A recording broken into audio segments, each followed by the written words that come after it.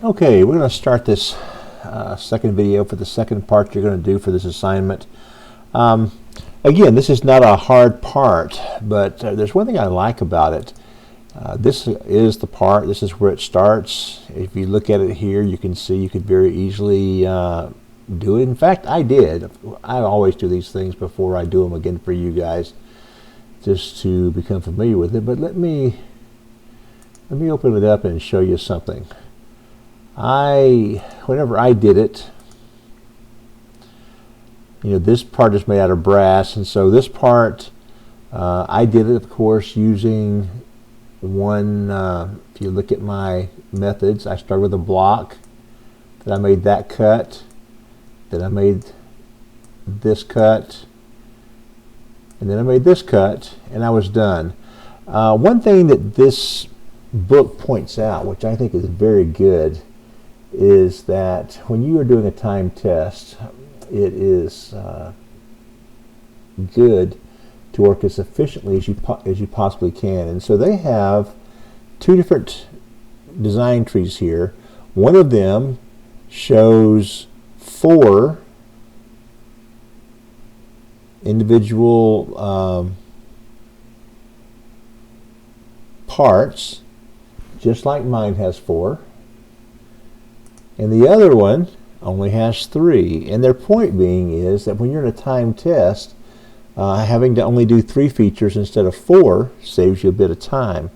And so whenever I do it this time, instead of me doing it the way I did originally, which did get the right answer, I'm going to do it the more efficient way. And so I think that is just a really good thing to point out for any time that we're doing a time test.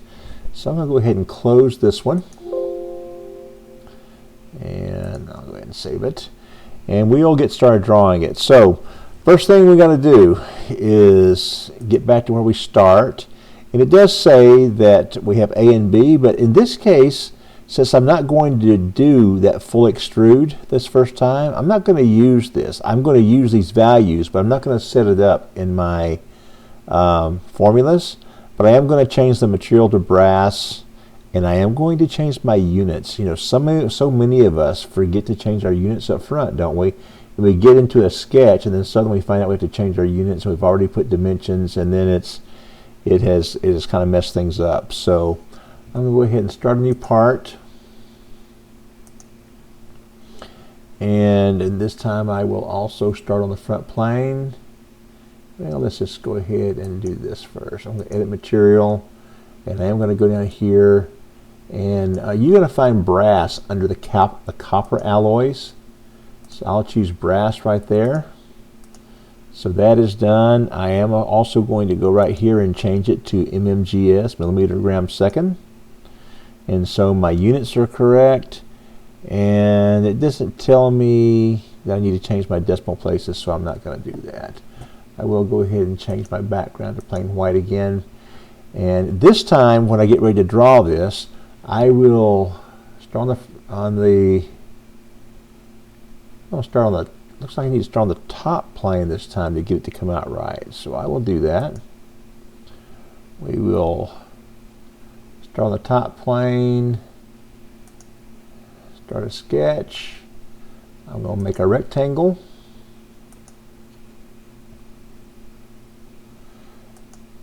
And that rectangle is supposed to be 100.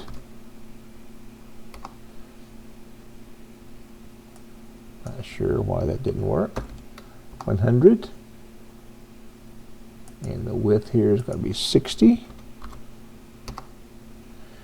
And I can go ahead and go to extrude boss base. And now this time, instead of extruding all the way up 40, I'm only going to extrude 10, because I can see that part of it there is 10. So it's already set for 10, and so I'll just hit OK.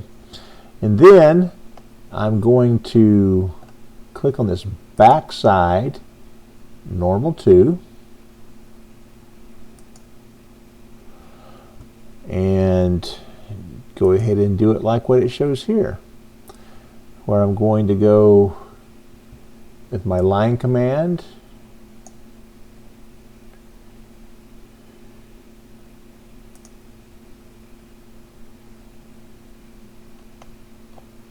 maybe I did not start my new sketch. There we go.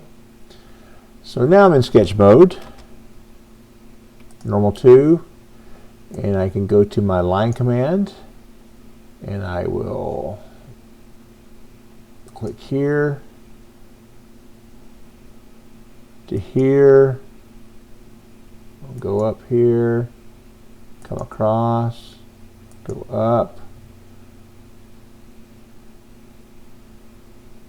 come over, and down, and then go up to dimension from here to here.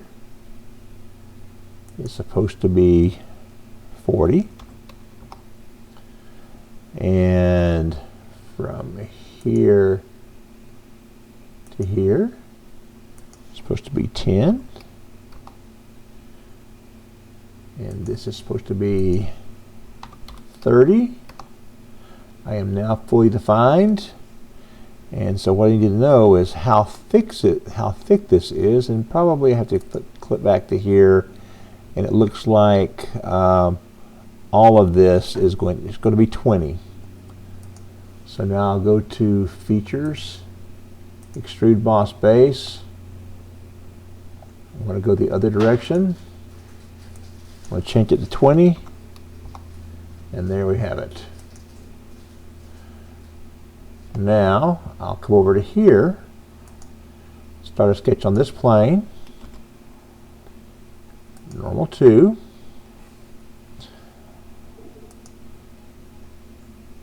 and that's where we're going to do this one. So I'm going to again get into my line command, just come across here horizontally, come down, come over. And it is important to have a totally enclosed pattern, and that turns purple, so we're good there. So all we have to do now is go to our dimension. This will be 20.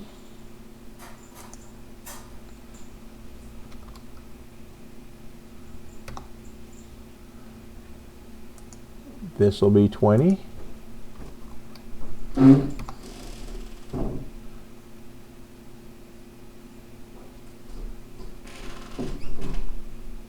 Not quite sure what I did there, but we can fix it.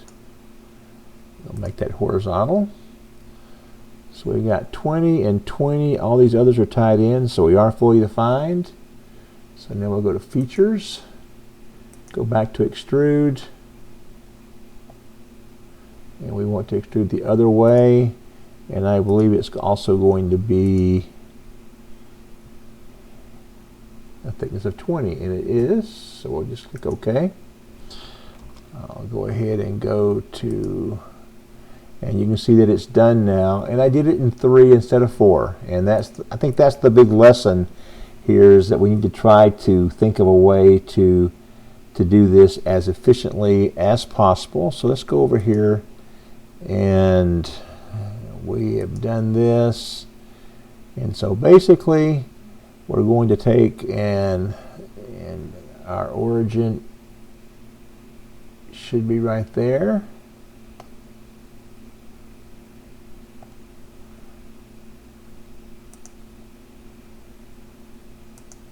Okay, I just turned on View Origin in case you couldn't tell. That way I could make sure my origin was in the right place. And now we'll go to Evaluate and go to Mask Properties. And it says here that we should be 43.36, and we're 4.6.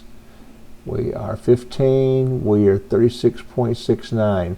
Now, this little bit being off, we don't really worry about small amounts like that, because sometimes they use a different version of CAD that may have a slightly different value for the weight of brass. But 7.93 cubic inches. Oh, actually, they don't give that. It's 130,000 cubic millimeters, and we're 130,000 cubic millimeters. And so we are the exact amount of volume. Anything that's wrong has to be because of a difference in the version. So a small difference like that we're not going to worry about. Now, it does say calculate the same thing using IPS. And so if I change this to IPS, and then we're going to our mass properties again, and it's going to say 1.71, 0.59, 1.48, and 7.93 cubic inches. So we are good. That is done right. Now what you're going to do is you are going to save this as a PDF with this showing, this in ISO view, save as a PDF, and you of course will save it the way it says to save it. It says to save it as volume center, mass 3.2, and then it has you change it and save it again, 3.2 IPS. So you can save this twice. Just turn it in once. Turn it in millimeter. Don't worry about turning in IPS. If your millimeters are right, your IPS are going to be right. And so that's the way you'll turn that in. And so I'm going to finish this video.